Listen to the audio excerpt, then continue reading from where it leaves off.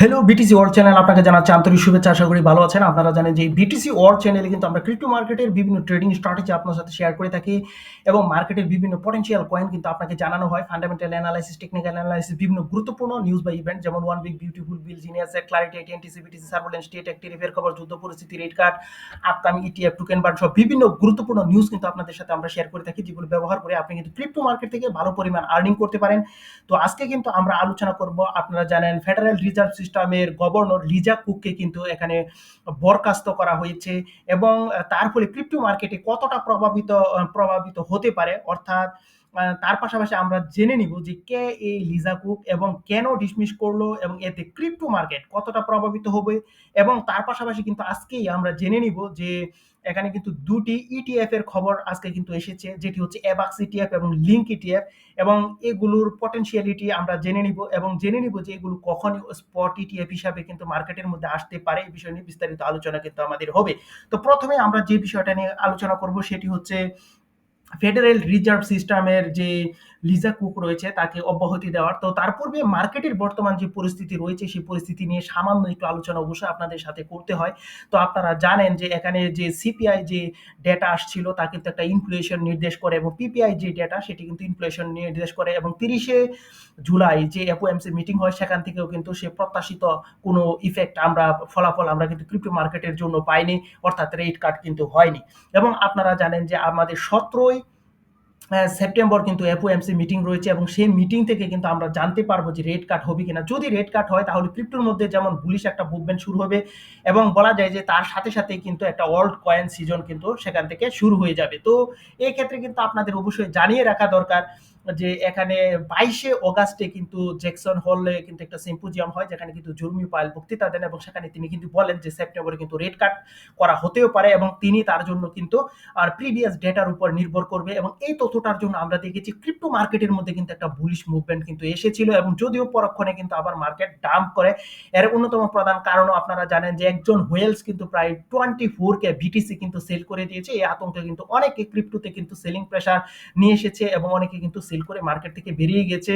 এবং আমরা দেখেছি যে অনেকে আবার বিটকয়েন থেকে মানি শিফট করে কিন্তু ইথিরিয়ামের দিকে কিন্তু নিয়ে আসছে। তো এই ধরনের বিভিন্ন পরিস্থিতিতে কিন্তু বর্তমানে মার্কেটের যে পরিস্থিতি তা কিন্তু অবশ্যই নেগেটিভ এবং কোয়ার্টার থ্রি ক্রিপ্টোর জন্য ভালো নয়। আপনারা জানেন 2022 থেকে 2012 থেকে 2025 সাল পর্যন্ত যদি আপনি ডেটা অ্যানালাইসিস করেন তাহলে দেখবেন যে ক্রিপ্টো মার্কেট কিন্তু কোয়ার্টার থ্রিতে ভালো ধরনের প্রফিট কিন্তু দিতে পারেনি এবং কোয়ার্টার ফোর কিন্তু ক্রিপ্টোর জন্য সবচেয়ে ভালো এবং অনেকেই কিন্তু রিক্সি অ্যাসেটের দিকে কিন্তু বছরের শেষের দিকে ঝুঁকে। এই জন্য আমরা বছরের শেষের দিকে কিন্তু বড় ধরনের ইনভেস্টমেন্ট দেখি এবং আশা করা যাচ্ছে এই কোয়ার্টার ফোরে কিন্তু ওল্ড কয়েন সিজন কিন্তু স্টার্ট হবে।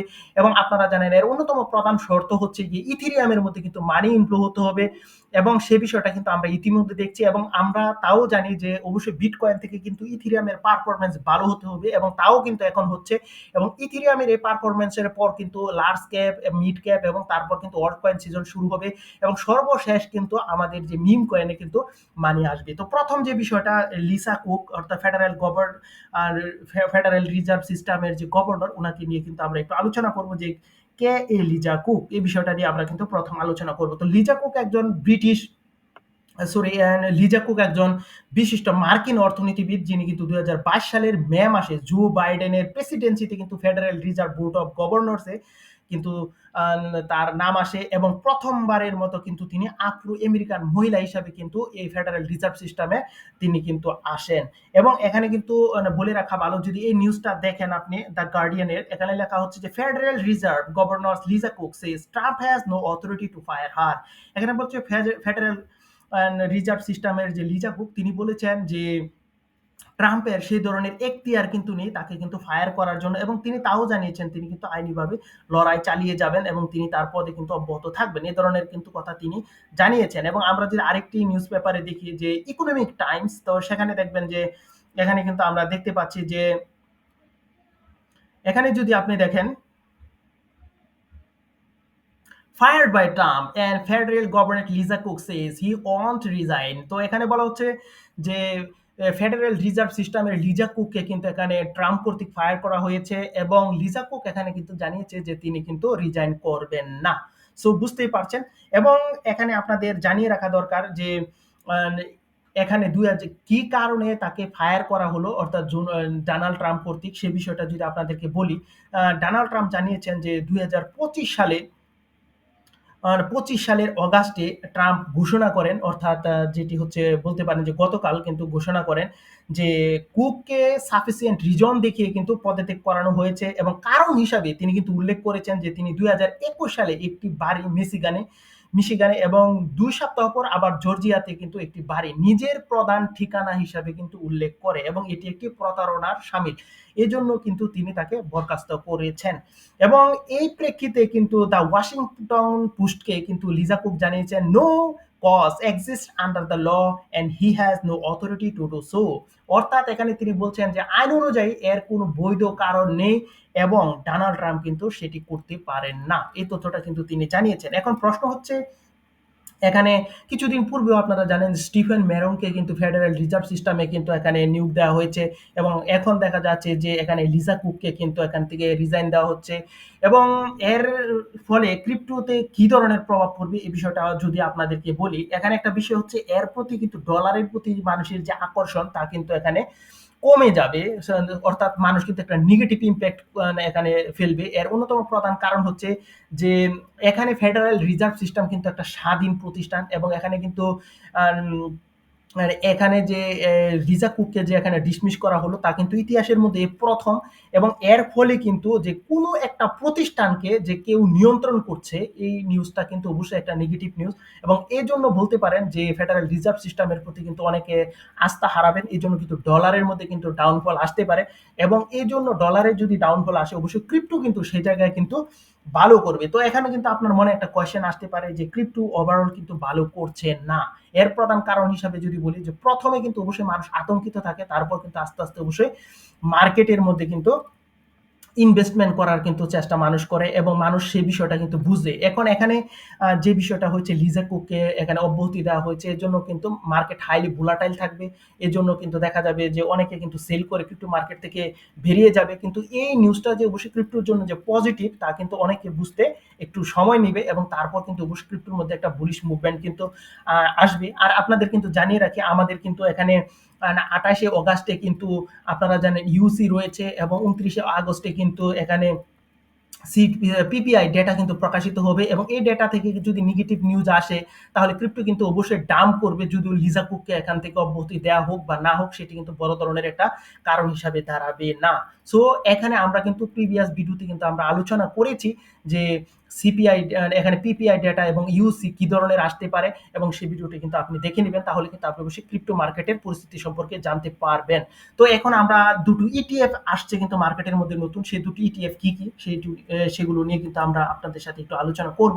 তো প্রথম যে ইটিএফটা মার্কেটের মধ্যে এসেছে ইটিএফ এর জন্য আবেদন করা হচ্ছে সেটি কিন্তু এখানে এবাক্স। তো এখানে জানিয়ে রাখি যে এখানে আমিন গুনসাইরের কিন্তু যিনি টার্কিশ তিনি কিন্তু এই অ্যাভালান্সের এবাক্স কয়েনটি তৈরি করেছিলেন এবং তিনি একজন কম্পিউটার ইঞ্জিনিয়ার। 2020 সালে কিন্তু এটি আসে এবং এর অল টাইম হাই $147 এবং ইউজ কেস হিসাবে যদি বলি তাহলে smart contract dapp subnet system DeFi NFT gaming সহ অনেক ইউজ কেস কিন্তু রয়েছে। অর্থাৎ প্রজেক্ট হিসাবে যদি বলেন তাহলে সে কিন্তু খুবই ভালো পজিশন এবং কমিউনিটিতে কিন্তু 85% বুলিশ দেখছেন এবং সার্কুলেটিংও কিন্তু খুব বেশি না।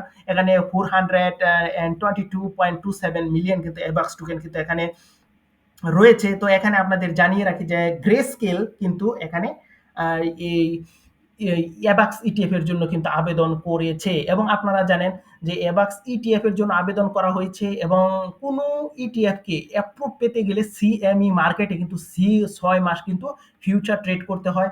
অর্থাৎ সেই হিসাবে যদি বলি তাহলে আজ থেকে কিন্তু 6 থেকে 7 মাস পর অর্থাৎ বলতে পারেন যে 2026 সালের Q1 এর দিকে কিন্তু এবাক্স কিন্তু স্পট ইটিএফ আসতে পারে। যদি স্পট ইটিএফ আসে তাহলে কিন্তু অবশ্যই এবাক্স কিন্তু বড় ধরনের একটা প্রাইস মুভমেন্ট কিন্তু দেখাবে। আপনারা জানেন যেমনটা আমরা ইথেরিয়াম বিটকয়েনের মধ্যে কিন্তু দেখেছি এবং দ্বিতীয় যে কয়েনটি জন্য কিন্তু এখানে ইটিএফ এর জন্য আবেদন করা হয়েছে সেটি হচ্ছে চেইনলিংকের লিঙ্ক। এটি কিন্তু বিটওয়াইজ কর্তৃক এখানে আবেদন করা হয়েছে এবং আপনারা জানেন চেইনলিংক কিন্তু খুবই একটা স্ট্রং প্রজেক্ট এবং ইথেরিয়াম যে স্মার্ট কন্ট্রাক্ট ব্যবহার করে সেটি কিন্তু এই চেইনলিংকের এবং আপনাদের জানিয়ে রাখি কমিউনিটি কিন্তু 87% কিন্তু বুলিশ মুভমেন্ট রয়েছে এবং সার্কুলেটিং সাপ্লাই কিন্তু 1 বিলিয়ন এবং circulating total supply 1 billion, circulating কিন্তু 678.09 মিলিয়ন।